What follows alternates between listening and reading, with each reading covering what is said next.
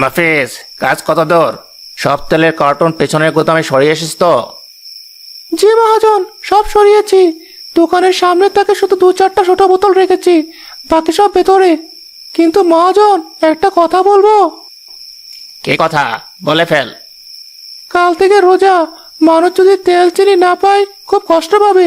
গতবারও তো আমরা এমন করেছিলাম, গ্রামের মানুষ খুব গালাগাল দিয়েছিল।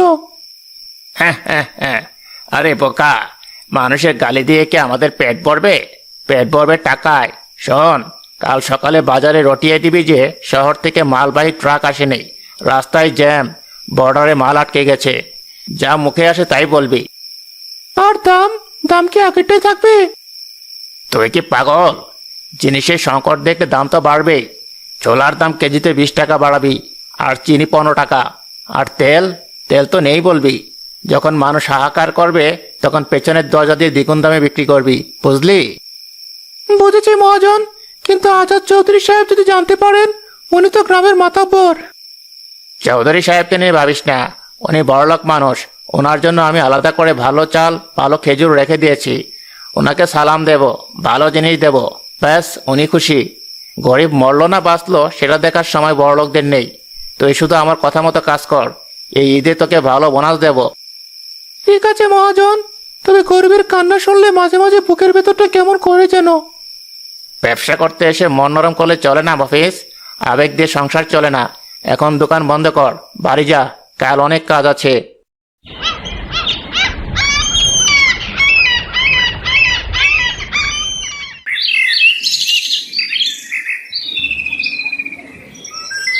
আরে বাবুল যে, অনেকদিন পর দোকানে, কি খবর? জি ভাই, খবর ভালো না। কাল রোজা, তাই ভাবলাম সংসারের জন্য কিছু সদাই করি। শিকদার ভাই, জিনিসের দাম নাকি বেড়েছে? আর বলো না বাবুল, বাজারে আগুন, আমরাই তো মাল পাচ্ছি না। বলো কি লাগবে তোমার? ভাই, আমাকে 1 কেজি চিনি, 1 কেজি ছোলা আর 1 লিটার সয়াবিন তেল দিন, আর আধা কেজি ডাল। টাকা এনেছো তো, নাকি খাতা খুলতে হবে? কিন্তু এখন কিন্তু বাকি দেওয়া বন্ধ। না ভাই, টাকা এনেছি। সারাদিন মাটি কেটে 350 টাকা পেয়েছি, এতেই তো হয়ে যাওয়ার কথা, তাই না? 350 টাকা? তুমি কি আমার সাথে মজা করছো বাবুল? 1 লিটার তেলের দামই তো এখন 200 টাকা। বাকি 150 টাকা দিয়ে তুমি কি কিনবে? চিনি, ডাল নাকি ছোলা? 350 টাকাতে এখন কিছুই হয় না। কি বলেন ভাই? পরশুদিনও তো হিসাব করলাম, 350 টাকা সব হয়ে যাবে। 2 দিনের মধ্যে দাম এত বাড়লো? আরে, বিশ্ববাজারে সংকট, মাল আসছে না, তেলের দাম আকাশ ছোঁয়া। তোমার যদি পোষায় তো নাও, না হলে অন্য দোকানে দেখো, আমার সময় নষ্ট করো না।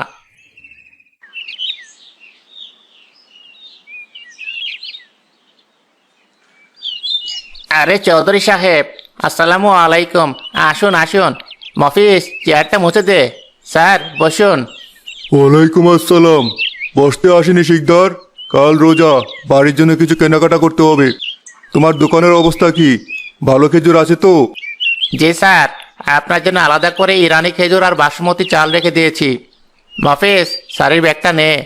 স্যার, 5 কেজি চিনি, 5 কেজি ছোলা, 5 কেজি বেসন আর 5 লিটার তেল দিচ্ছি, ঠিক আছে?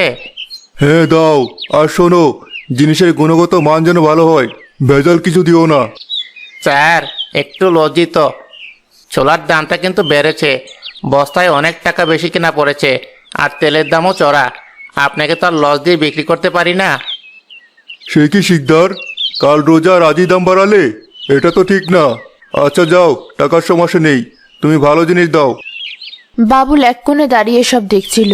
সে সাহস সঞ্চয় করে আজাদ চৌধুরীর দিকে এগিয়ে আসে। মাতাব্বর সাহেব, আসসালামু আলাইকুম। ওয়ালাইকুম আসসালাম। কে? ও বাবুল না?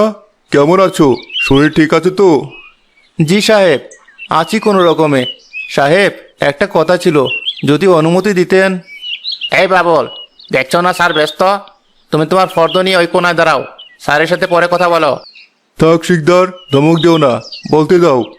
কি বলবে বাবুল? কোনো সাহায্য লাগবে? না সাহেব, সাহায্য না। আমি শিকদার ভাইকে বলছিলাম সামান্য চিনি, ডাল আর তেল দিতে, কিন্তু উনি বলছেন আমার টাকায় হবে না। সাহেব, আপনি যদি একটু বলে দিতেন দামটা একটু কম রাখতে। কাল রোজা, ঘরে ইফতারের কিচ্ছু নেই, বাচ্চারা রোজা রাখবে। স্যার, ওকে আমি বুঝিয়েছি, এখন লসে তো আর মাল দেওয়া যায় না, আমারও তো সংসার আছে, তেলের কেনা দামই তো অনেক বেশি। শোনো বাবুল, শিকদার হয়তো ঠিকই বলছে, ব্যবসা তো আর লোকসান দিয়ে করা যায় না, এখন সব কিছুরই দাম বেশি। তুমি বরং তেলটা বাদ দিয়ে ডাল আর চাল নাও, তেল ছাড়াও তো চলে, তাই না? স্বাস্থ্য ভালো থাকে তেল কম খেলে।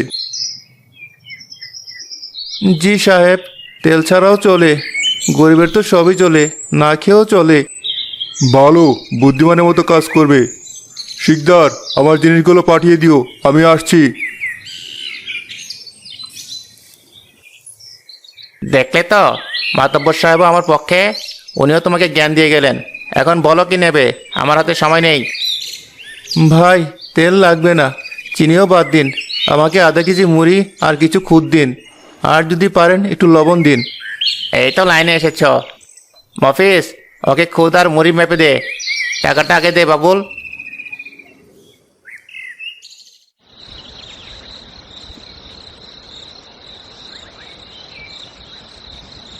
এসেছো? সেই কখন থেকে বসে আছি, বাজারে এনেছো? মেয়েটা সেই কখন থেকে জিজ্ঞেস করছে বাবা কি ইফতারের জন্য জিলাপি আনবি নাকি খেজুর আনবি।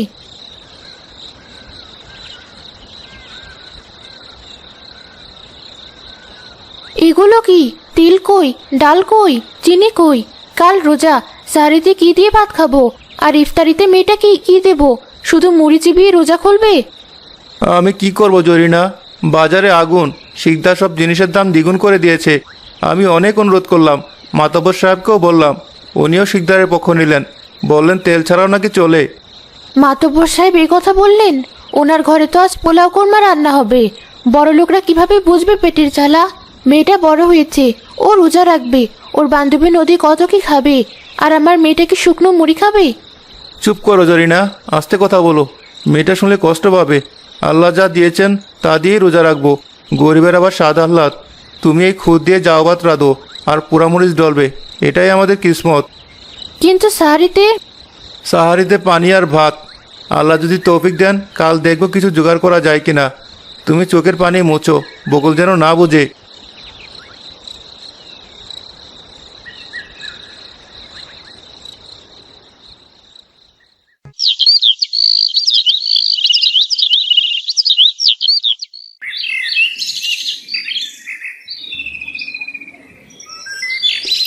ওফ বকুল, আর হাঁটতে পারছি না, আজকে রোদটা খুব কড়া, গলাটা শুকিয়ে কাঠ হয়ে গেছে। আর একটু সাহস কর নতি, রোজা রেখে গরমে হাঁটলে সব বেশি হয়, তোর তো অভ্যাস নেই তাই কষ্ট হচ্ছে। বাবা বলেছিল গাড়ি পাঠাবে না, হাঁটার অভ্যাস করতে, কিন্তু শরীরটা খুব খারাপ লাগছে, মাথাটা কেমন ঘুরছে, মনে হচ্ছে পড়ে যাব। বলিস কি, তুই তো সত্যি ফ্যাকাশে হয়ে গেছিস। এক কাজ কর, ওই তো সামনেই আমাদের বাড়ি, তুই বরং চল, আমাদের বারান্দা একটু জিরিয়ে নিবি, চোখে মুখে পানি দিলে আরাম পাবি। তোর বাড়ি? কিন্তু আমি তো আগে কখনো যাইনি, আন্টি কিছু মনে করবেন না তো? আমি তোদের বিরক্ত করবো না তো? ধুর বোকা, তুই আমার সবচেয়ে ভালো বন্ধু, আর আমার মা তোকে দেখলে খুশি হবে। আমাদের ঘর ছোট, কিন্তু মন ছোট না, চল। তুই বস নদী, আমি কলপার থেকে ঠান্ডা পানি আনি, তুই ওজো করে নে, দেখবি শরীর জুড়িয়ে যাবে। ঠিক আছে, তুই যা, আমি এখানেই বসলাম।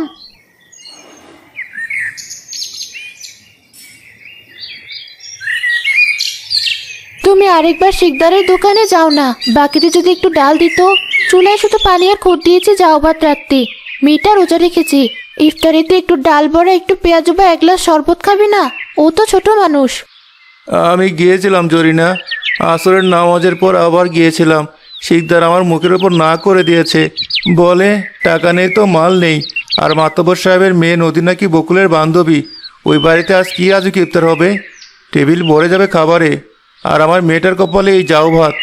থাক আর বলো না, নদী মেয়েটা ভালো, কিন্তু ওর বাবা তো আমাদের খবর রাখেন না। ওনারা থলে ভরে বাজার করেন, আর আমরা খালি হাতে ফিরি। বড় লোকরা যদি একটু সদয় হতো, তাহলে কি আমাদের এই দশা হয়? অসাধু লোকগুলো গরিবের পেটে লাথি মারে, আল্লাহ এদের বিচার করবেন। তুমি যাও ভাতই বারো, সাথে একটু লবণ আর মরিচ দিও, আমরা পানি দিয়ে ইফতার করব। আর বকুলকে বুঝিয়ে বলো আল্লাহ আমাদের ধৈর্য পরীক্ষা করছেন। অনিচ্ছা সত্ত্বেও সব কথা শুনতে পেয়ে নদী চুপচাপ উঠে দাঁড়ালো। কিরে নদী, তুই দাঁড়িয়ে আছিস কেন? এই নে পানি, হাত মুখ ধুয়ে নি। না বকুল, আমি এখন বসবো না, মা চিন্তা করবে। ইফতারের সময় হয়ে আসছে, আমি যাই। কিন্তু ইফতারের তো আর বেশি দেরি নেই। তুই ক্লান্ত, একটু জিরিয়ে যা, মা শুনলে রাগ করবে। না, আমি যাই, তুই ভালো থাকিস। আর শোন, আমি আসছি।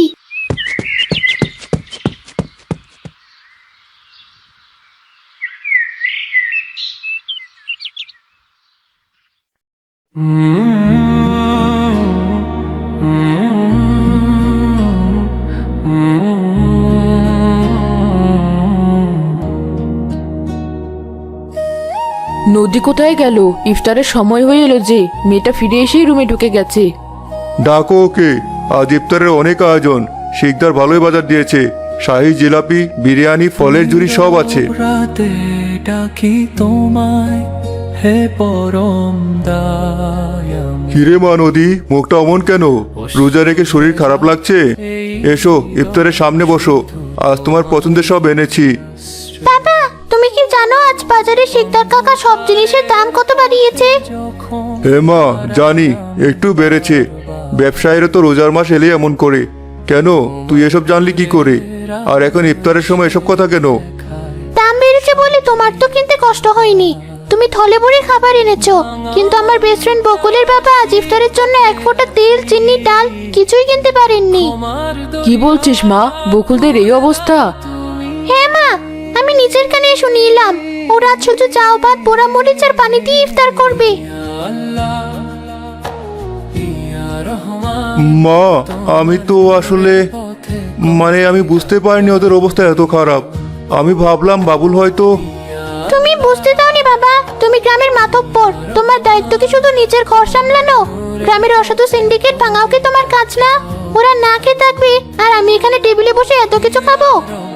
শুনলে তো, তোমার মেয়াজ তোমাকে কি শিক্ষা দিল? তুমি এত টাকার মালিক হয়ে লাভ কি যদি পাশের বাড়ির মানুষ না খেয়ে থাকে? আমাদের এখনই কিছু করা উচিত। তুমি ঠিক বলেছো সালমা, আমার মেয়ে আজ আমার চোখ খুলে দিয়েছে। আমি অন্ধ ছিলাম। সালমা, দেরি করো না, বড় বড় টিফিন ক্যারিয়ারগুলো বের করো। এই টেবিলে সব খাবার, বিরিয়ানি, ফল, চপ, বেগুনি সব প্যাক করো। মা চলো, আমরা আজ বকুলের বাড়িতে ইফতার করব। আর কাজের ছেলেকে বলো ভাড়ার ঘর থেকে চাল, ডাল, তেল আর চিনির বস্তা বের করতে। আমরা রিক্সা ভ্যান করে নিয়ে যাব। আজ থেকে এই গ্রামে কেউ না খেয়ে থাকবে না। আমি আমার প্রায়শ্চিত্ত করব।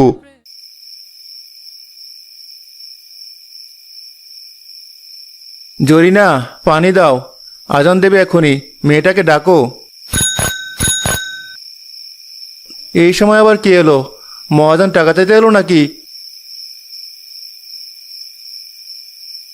চৌধুরী সাহেব, আপনি এই গরিবের কুটিরে? বাবুল, আসসালামু আলাইকুম। আমাকে মাফ করে দিও ভাই, আমি বড় অপরাধী, আমি মানুষ হতে পারিনি। সাহেব, এসব কি বলছেন? আপনি মাতব্বর মানুষ, আপনি আমার ঘরে কেন? মাতব্বরগিরি ধুয়ে পানি খাবো যদি প্রতিবেশী না খেয়ে থাকে? আজ আমরা তোমার মেহমান। নদী বলল বকুলের সাথে না খেলে তার রোজা নাকি খুলবে না। বকুল, আমি বলেছিলাম না আমরা একসাথে ইফতার করব? দেখ, আমি চলে এসেছি। নদী, তুই সত্যি এসেছিস? তোমরা কষ্ট করলে কেন? আমাদের তো বসার জায়গাও নেই। বসার জায়গা লাগবে না ভাবি, আমরা পার্টিতে বসেই খাবো। আপনারা যা খাবেন আমরাও তাই খাবো। নদী, তুই তোর বাবাকে সব বলেছিস? তোর বাবা কিনতে পারেনি তো কি হয়েছে? আমার বাবা কেনা খাবার তো তোরও খাবার, আমরা না বন্ধু? আর শোন, ওই যাও ভাতটাও দে, আমার ওটা খেতে ইচ্ছে করছে।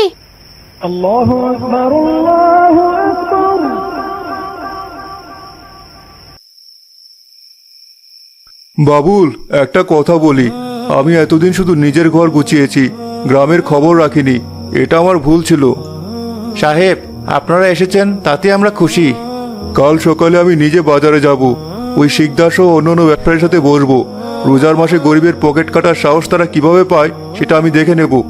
সাহেব, আল্লাহ আপনার ভালো করুক। জিনিসের দামটা কমলে আমরা দু মুঠো খেয়ে বাঁচতাম। চিন্তা করবেন না ভাবি, আমি কথা দিচ্ছি কাল থেকে এই গ্রামে ন্যায্য মূল্যে নতুন দোকান বসবে, যেখানে আপনাদের মতো মানুষেরা সঠিক দামে সব কিনতে পারবেন। আর শিকদার যদি সোজা পথে না আসে তবে এই গ্রামে তার দোকানদারি আমি বন্ধ করে দেব। বাবুল, ওই নতুন দোকানের দায়িত্ব কিন্তু তোমার, তুমি সততার সাথে চালাবে। সাহেব আমি? হ্যাঁ তুমি, আমার একজন সৎ মানুষ দরকার। এর পথে যখন হারাই আমি।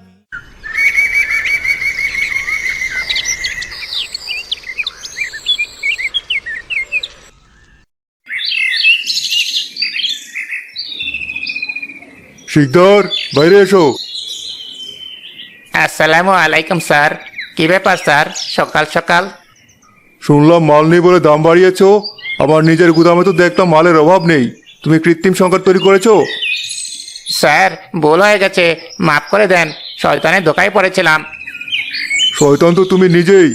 আজ থেকে যদি 1 পয়সা বেশি দাম নাও তবে তোমার দোকান সিলগালা করে দেব। আর শোনো গ্রামবাসী, আজ থেকে আমাদের ইউনিয়ন পরিষদের সামনে ন্যায্য মূল্যের দোকান বসবে।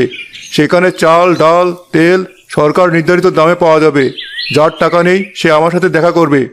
মারহাবা মারহাবা, চৌধুরী সাহেব জিন্দাবাদ। স্যার আর ভুল হবে না, তওবা করলাম।